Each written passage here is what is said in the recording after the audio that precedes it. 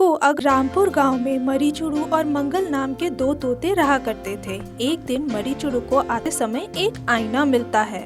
उसमें खुद को देख के वो कहता है, मुझे लगता है इस समय इस धरती पे मौजूद सबसे सुंदर मैं ही हूँ। अगर लड़कियों ने मुझे देख लिया तो पीछा नहीं छोड़ेंगी। वो अभी खुद से बात कर ही रहा था कि एक कबूतर माया वहाँ से गुजरते हुए उसे सुन लेता है। हाँ, तुम सही हो। तुम्हें देखते ही वो तुरंत ही तुम्हें महिला पुलिस की शी टीम के हवाले करके चले जाएंगे। मरी चुड़ू आईने में अपनी खूबसूरती देखते हुए खुश हो रहा था कि तभी आईने में से एक आवाज आती है, मरी चुड़ू कैसे हो तुम? मरी चुड़ू घबरा के आईना रख के भागने लगता है कि तभी आईने में से एक कौवा बोलता है, मरी चुड़ू डरो मत, मैं कोई प्रेत नहीं हूँ। मेरा तुमसे मिलने का मकसद तुम्हारे जरिए कई औरों से मिलना है। पर आईने जी, मैं आप पे भरोसा कैसे करूँ? तुम इस आईने को देख के कहो कि विक्रमार्का, मैं तुम्हारे सिंहासन पे बैठा हूँ, मुझे गहनों से सजाओ। मरी चुड़ू आईने में देख के कहता है, विक्रमार्का, मैं तुम्हारे सिंहासन पे बैठा हूँ, मुझे गहनों से सजाओ।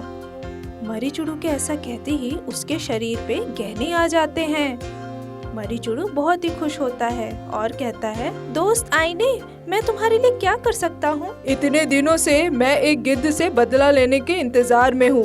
मैंने 2 बार कोशिश भी की जब मैं जिंदा था, पर मैं हार गई। ये सुनने के बाद, अगर तुम्हारे पास ऐसी शक्तियाँ हैं तो तुम खुद बदला क्यों नहीं ले लेते? मैं क्यों?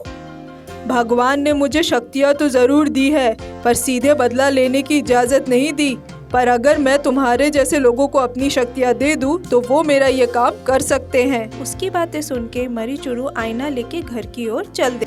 घर पहुंचकर वो आईने के सामने खड़े होके कहता, मैं विक्रमार्का के सिंहासन पे बैठा हूँ, मुझे एक सुंदर टीवी चाहिए। आईना उसे टीवी दे देता है। अब आईना कहता है, अब तुम जाके उस गिद्ध से लड़ो। कैसे? तुम उस गिद्ध का लाया खाना छीन लो। मरी चुड़ू उस गिद्ध के पास जाता है। देखो जग्गू, ऐसा कह के वो उसे बुलाता है। ए, मुझे नाम से क्यों बुलाते हो? आज से मैं तुम्हें तुम्हारे नाम से ही बुलाऊंगा। जग्गू गुस्से में ए, वो उसके पीछे भागता है। इससे पहले कि वो उसे पकड़ पाता, मरी चुड़ू आईने की मदद से बच निकलता है। वो ऐसे उसके साथ 2 बार और करता है। जग्गू थक जाता है। ए, मैं थक गया हूँ, बोलो तुम्हें क्या चाहिए? मुझे हर महीने 10,000 रुपए चाहिए। ठीक है। और तुम्हें हमारे गांव के लोगों की सेवा भी करनी होगी। मैं क्यों करूं ऐसा? अगर तुमने मेरी बात नहीं मानी तो मैं तुम्हें और परेशान करूंगा। वो मना करके कहता है, मैं नहीं करूंगा। तब मरीता है, विक्रमार्का, मैं तुम्हारे सिंहासन पे बैठा हूँ। जब हवा बहनी शुरू होती है तो गिद्ध दूर जाके गिरता है। जग्गू उठने ही वाला होता है कि मरी चुड़ू आईने की ओर देख के कहता है, विक्रमार्का, मैं तुम्हारे सिंहासन पे बैठा हूँ। ऐसा कह के वो उसके पंखों को पकड़ के उसे पटक देता है। वो दूर जाके गिरता है। वो फिर से आईने की ओर देख के कहता है, मैं विक्रमार्का के सिंहासन पे बैठा हूँ। वो सीटी बजाता है। उसकी आवाज आईने से टकरा के जग्गू के कानों में पड़ती है और वो बहरा हो जाता है और इधर उधर भागने लगता है। अंत में वो हार के जमीन पे बैठ जाता है।